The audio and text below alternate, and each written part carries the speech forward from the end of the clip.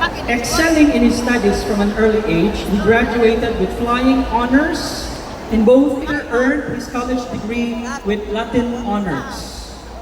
With a commitment to shaping young minds, he has served as both a college instructor and a Department of Education teacher, imparting knowledge and inspiring students at different levels of education. His dedication to his profession and academic excellence has earned him recognition beyond the classroom. In addition to his teaching career, he has also ventured into brand endorsement, becoming a Nescafe Classic endorser, showcasing his influence beyond the academic field. Passionate about education and continuous learning, he remains committed to making a difference in the lives of his students while exploring new opportunities for growth and professional development. Our speaker actually became a social media sensation, being a security guard and later on graduating with a college degree. Ladies and gentlemen, please help me welcome our third speaker, Mr. Erwin Macua.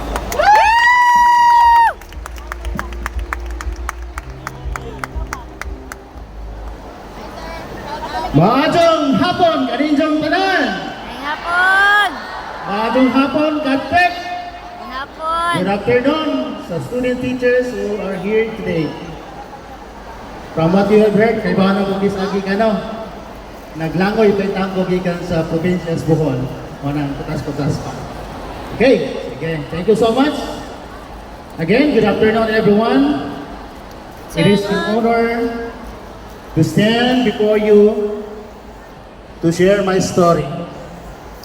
A story that is so close to my heart. And this is not just a story, but my own journey towards perseverance, determination, and the power of education.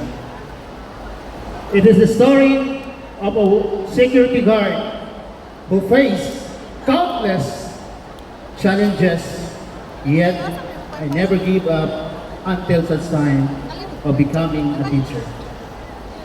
Let me start first on my